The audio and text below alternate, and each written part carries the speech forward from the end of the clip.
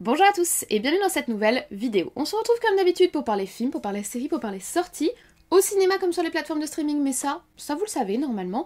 Et justement aujourd'hui et récemment ça a été pas mal le cas, on parle de plateformes de streaming et on parle de sorties séries. Et en ce moment, il faut le dire, c'est Prime Video qui régale en sorties hebdomadaires avec la semaine dernière le début de la sortie spin-off de John Wick The Continental, qu'on suit sur la chaîne par des petits avis rapides. Et cette semaine, la sortie des 3 premiers épisodes d'une autre série spin-off, sauf que cette fois-ci c'est le spin-off de The Boys. Je parle bien évidemment de la série Gen V, qui est notre sujet du jour. Soyons honnêtes, j'attendais pas du tout la série, mais les bandes annonces étaient plutôt tentantes, et j'avoue que j'ai finalement passé toute ma soirée du vendredi devant les 3 premiers épisodes. N'hésitez pas à utiliser le sommaire pour vous repérer dans la vidéo, n'hésitez pas à mettre un petit like pour la soutenir, n'hésitez pas à vous servir un café, un verre d'eau ou la boisson de votre choix, et nous on se retrouve juste après le générique.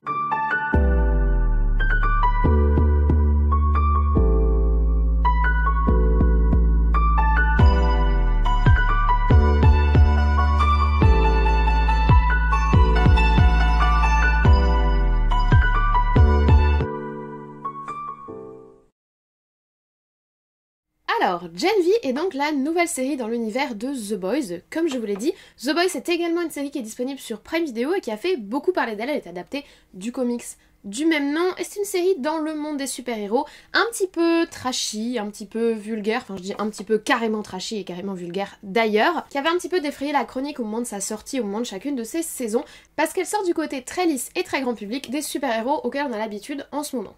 Personnellement, j'ai vu les 2 premières saisons de The Boys, mais je n'ai pas regardé la 3e qui a été mise en ligne, je crois, fin juin ou début juillet 2023. C'est au programme, mais pour le moment, j'en ai pas ressenti l'envie. J'avoue que la fin de la saison 2 m'avait pas forcément plu, m'avait pas forcément séduite, donc j'étais pas trop hypée pour la saison 3, mais cette nouvelle série, Gen V, j'avoue qu'elle m'a intriguée.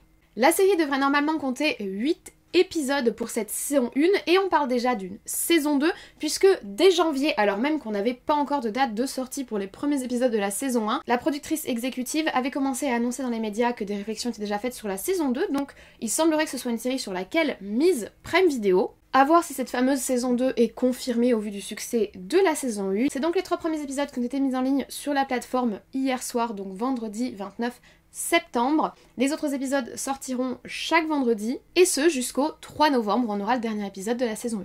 Au niveau du synopsis, pour ceux qui ont un petit peu suivi l'univers de The Boys, ça se passe en parallèle des événements de The Boys, donc il y a beaucoup d'évocations des personnages que l'on connaît déjà, notamment Stella et ses déclarations publiques, notamment les Sept, notamment évidemment le Protecteur. Et ensuite, en fait, de jeunes adolescents, futurs potentiels super-héros, qui vont dans une université qui doit les former non seulement à l'utilisation de leurs pouvoirs, mais surtout, vous connaissez l'univers de The Boys, à la relation aux médias, à l'image publique et au fait de cacher ses petits secrets sous le tapis. Et par petits secrets, j'entends bien évidemment sexe, drogue et expérimentation illégale sur des jeunes adolescents ayant des super pouvoirs. Tout un programme donc, mais qui correspond totalement à l'univers de The Boys. On va ainsi suivre Marie Moreau, qui va être notre héroïne, et qui est incarnée par Jazz Sinclair, Emma qui est incarnée par Lizzie Broadway, Luke de son nom de super-héros Golden Boy qui est lui incarné par Patrick Arnold Schwarzenegger, oui bébé Schwarzy est là aussi, ou encore Maddie Phillips qui est incarnée par Kate Dunlap.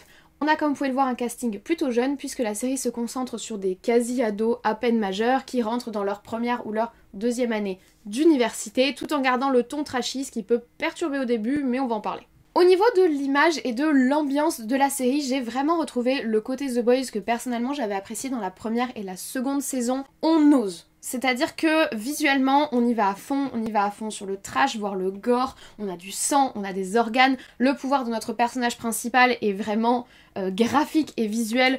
Disons que pour les gens qui n'aiment pas l'hémoglobine et pour les gens qui n'aiment pas les morceaux de cadavres, on est sur le même ton que The Boys, donc c'est clairement pas pour vous. Moi personnellement, j'adore quand on va visuellement jusqu'au bout de son délire, on en a déjà parlé plusieurs fois sur la chaîne, notamment avec le film Violent Night dont on avait parlé Noël dernier, ou encore des films comme The Sadness qui sont vraiment très gore. Moi ça me dérange absolument pas, et là en plus c'est exploité d'une façon un petit peu second degré, un petit peu exagérée, qui est totalement dans le ton de la série. Au-delà de cet aspect gore, on a évidemment des effets spéciaux pour tout ce qui est pouvoirs paranormaux de nos super-héros. Je trouve que c'est honnêtement très bien fait.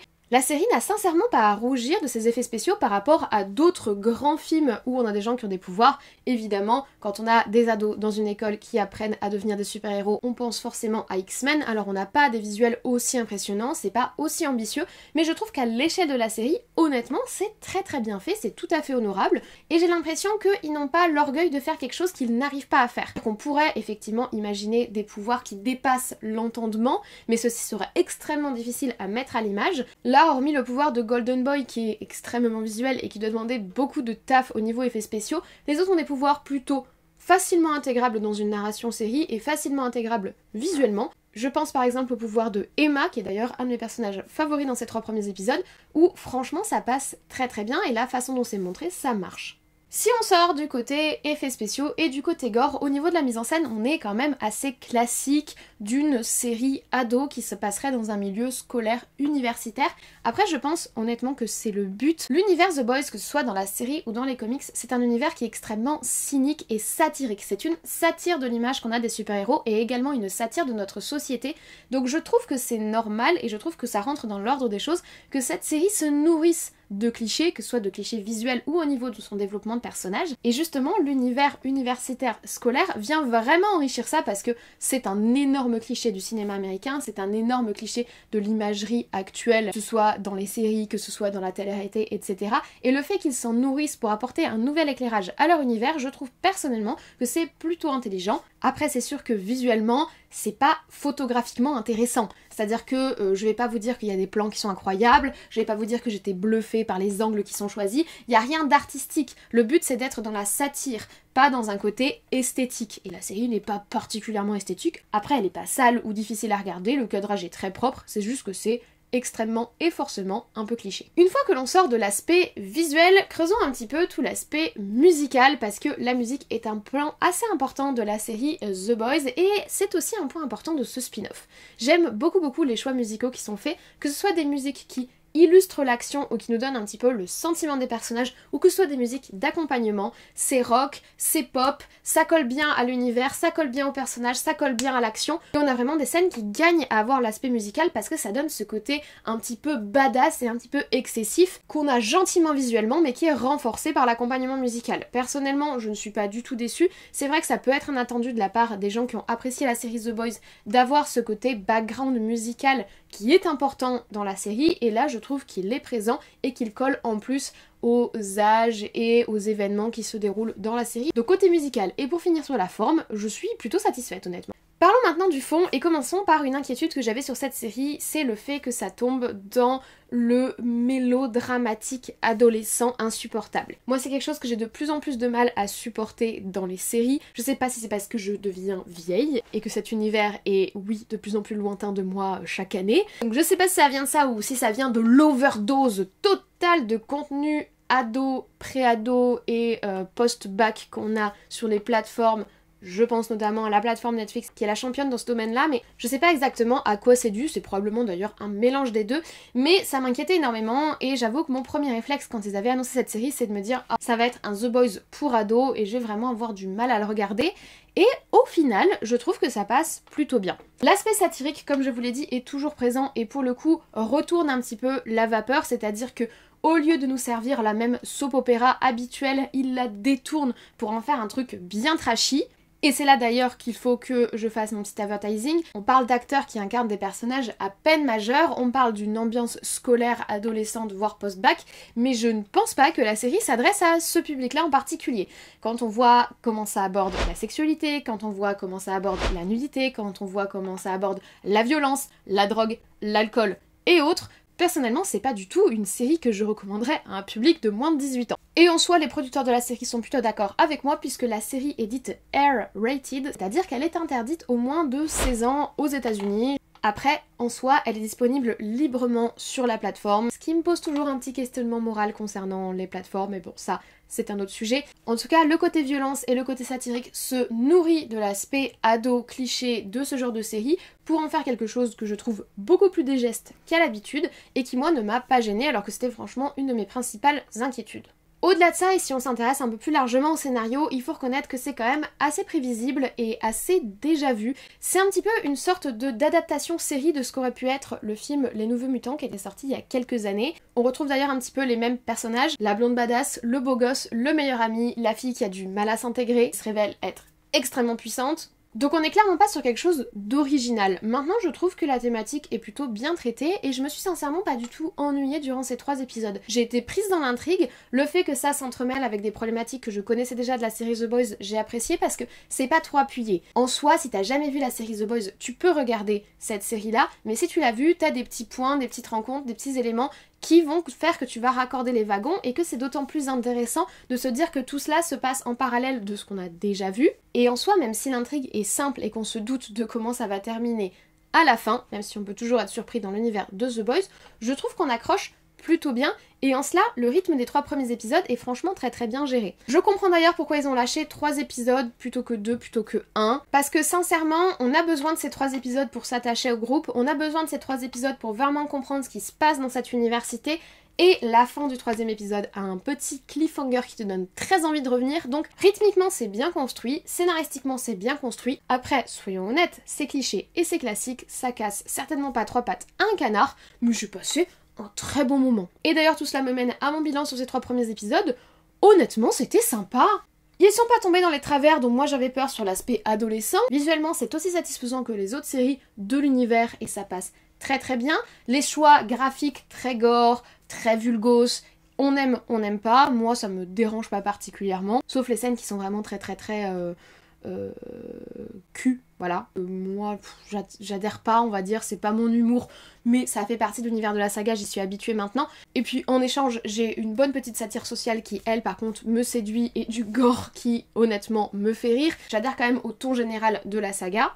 Franchement, le seul bémol que je pourrais avoir sur ces 3 premiers épisodes, c'est l'aspect ado cliché déjà vu, le petit côté redite par rapport à des productions précédentes comme Les Nouveaux Mutants ou comme Les Titans, mais en soi on est toujours dans le même univers, on est toujours dans la même ambiance comics, et c'est normal que les comics se fassent écho entre eux, donc honnêtement, j'ai passé un bon moment et j'ai franchement hâte d'être à vendredi prochain. Je pensais pas que j'adhérerais autant. Donc pour moi, c'est plutôt une bonne expérience. J'ai passé un très bon moment. Certes, ça cassait pas 3 pattes à un canard. Certes, c'était pas un chef-d'œuvre, mais il faut savoir le dire quand une série satisfait mes attentes. Et moi, elle satisfait pleinement mes attentes. Et je suis très enthousiaste de passer un mois avec un petit épisode par semaine dans cette petite ambiance Charles Xavier version trash. Voilà, j'adhère. Du coup, est-ce que je vous le recommande? Bah oui, mais bien sûr avec des points d'exclamation dans tous les sens concernant le R-rated. Si vous avez moins de 16 ans, cette série n'est pas pour vous. Moi, je dirais même jusqu'à moins de 18 si vous êtes une âme sensible. Si vous n'aimez pas le gore, cette série n'est pas faite pour vous. Si vous n'aimez pas la satire sociale et si vous n'aimez pas les trucs autour de la sexualité et de la nudité,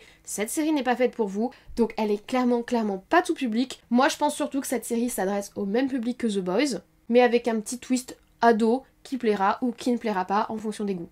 Voilà, je vous remercie d'avoir regardé cette vidéo sur Gen V épisode 1, 2 et 3, réaction à chaud jusqu'au bout. Et le titre de cette vidéo est très long et j'espère que vous l'avez quand même apprécié. Si c'est le cas, n'oubliez pas le petit like, ça fait plaisir, ça me soutient dans ce que je fais et ça aide YouTube à référencer la vidéo et à la mettre en avant. C'est également le cas des commentaires, donc dites-moi en commentaire si vous avez aimé The Boys, si vous connaissiez ou pas, si vous avez vu la série Gen V, si vous avez aimé ces 3 premiers épisodes, si je vous ai motivé à aller les voir, si je vous ai donné envie de commencer la série, si vous sentez que c'est pas du tout pour vous, dites-moi tout ça en commentaire. Et tant que vous y êtes, si ce n'est pas encore fait, vous pouvez vous abonner, ça fait plaisir, ça me soutient et ça vous permettra surtout d'être tenu au courant des futures sorties de vidéos. Et d'ailleurs, en parlant de futures sorties vidéo, vous en doutez, mais on suivra les sorties de Gen V chaque semaine par des petits avis rapides, donc des petits shorts. On se donne donc rendez-vous vendredi prochain. D'ici là, je vous souhaite une bonne journée, une bonne semaine, de très bons visionnages, peut-être les 3 premiers épisodes de Gen V. Surtout, prenez soin de vous et nous on se dit comme toujours, à très vite.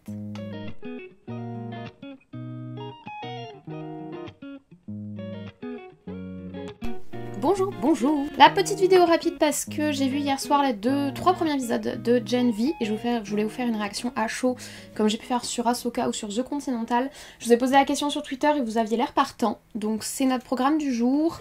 Et en parallèle, je suis en train de bosser sur mon avis sur The Creator, qui sera un avis beaucoup plus construit pour le coup, comme pour toutes les sorties cinéma, qui devrait sortir courant de la semaine prochaine. Voilà, je réfléchis aussi à comment je vais bien pouvoir m'habiller, parce que j'aime bien faire des tenues thématiques pour les grosses vidéos, mais pour The Creator c'est un peu compliqué, parce que la SF c'est quand même assez compliqué, la robotique, tout ça. Donc voilà, voilà pour le programme du jour. J'ai aussi vu l'épisode 2 de The Continental, je vous avais fait une réaction à chaud sur l'épisode 1. Donc je vous ai fait cette fois-ci un avis rapide sur l'épisode 2 qui devrait être sorti avant cette vidéo. Donc si vous l'avez pas vu, je vous invite à aller le voir. Mais la série va dans la direction à laquelle je m'attendais. Voilà, ne perdons pas plus de temps. Nous sommes Serpentard aujourd'hui et nous brillons de mille feux. Voilà. Vu qu'il n'y avait pas de thématique vestimentaire, je me suis un peu habillée comme j'avais envie. J'ai envie de rajouter un collier. Attendez, je reviens. Je vais me rajouter un petit collier. Voilà. Un petit rat. Du coup, c'est quand même vachement mieux. Let's go. Méchante chauve-souris. Chauve-souris des ténèbres, pourquoi tu ne tiens pas? Sauf peut-être les scènes très très crues qui tournent autour du cul. Ouh, terminé. C'est bon, c'est bon, c'est bon, c'est bon. Je vais retourner réfléchir à ma vidéo sur The Creator. Certains me posaient la question suite à ma vidéo sur The Continental. Les vidéos à chaud, je l'ai fait vraiment en mode je me pose devant la caméra et juste je vous dis ce qui me passe par l'esprit en essayant de suivre un petit peu la même structure, on va dire, que d'habitude. Mais c'est pas des vidéos où j'ai pris plusieurs jours pour réfléchir à ce que j'ai vu. C'est comme les avis rapides. C'est en général des vidéos que je tourne directement après avoir vu l'épisode ou alors le lendemain comme aujourd'hui puisque la vidéo de Genvi, j'ai regardé tard le soir. C'est pas du tout la même démarche réflexive et la même démarche de travail au niveau du montage, etc. que ce que je fais pour mes vidéos plus construites au niveau des films, où là en général je prends 4, 5 à 10 jours de réflexion, des fois ça arrive, plus d'une semaine de réflexion. The Creator par exemple, je l'ai vu mercredi soir, je continue d'y réfléchir, j'ai encore des trucs sur lesquels j'ai du mal à mettre le doigt sur comment je vais vous exprimer, comment je me suis sentie devant le film, donc il y a des vidéos sur lesquelles je préfère prendre du temps, et les avis à chaud, c'est des vidéos où vraiment je vous couche toutes mes idées, j'essaye d'organiser ça un petit peu au montage, et c'est des vidéos beaucoup plus directes dans leur production. Voilà, j'espère que ça répond à votre question. Merci d'avoir regardé ces scènes post-génériques, et ciao!